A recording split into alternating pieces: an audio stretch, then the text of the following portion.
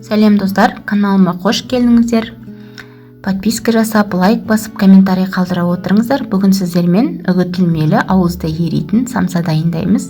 Ол үшін ең алдымен ыдысымызға ұнымызды саламыз. Үстіне мұздатқышта тұрған, орташа жұмсақтықта тұрған майымызды салып, осылай видеодағыдай 12-ін біріктіреміз үгітілмелі болғанша.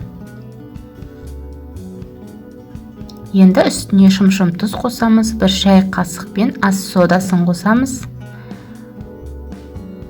Араластырамыз.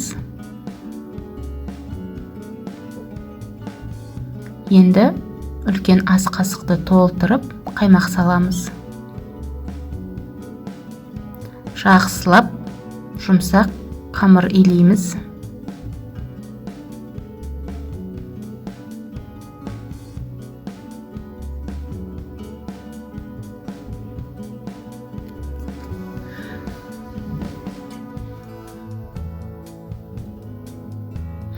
Қамырымыз дайын болғаннан кейін бөліктерге бөліп, бетін пленкамен жауып, мұздатқышқа жарты сағатқа қалдырамыз. Жарты сағат өткенше салмамызды дайындаймыз. Ол үшін 2 картоп,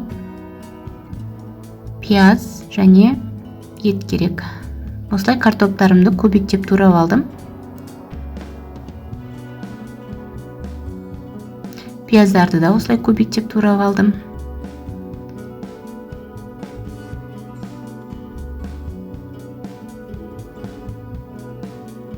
Мен етті алдын ала ұсақтап қолдан турадым. Сіздер фарш қоссаңыздар да болады.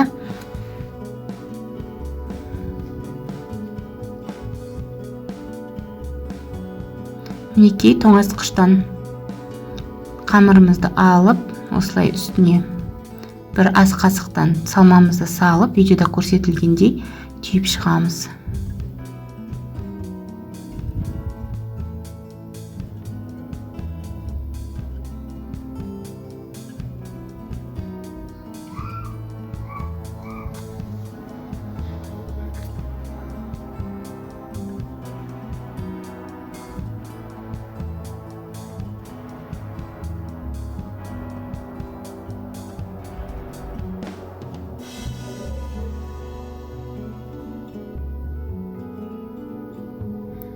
Жұмыртқаның сарысына сәл сүт құямыз. Енді самсамыздың сыртына жағып, күнжутқа аунатып аламыз.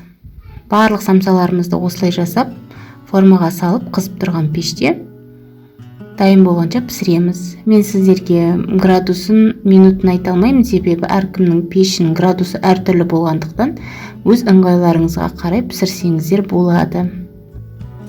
Ауызда еритін ерекше 30 минутта дайын болатын самса.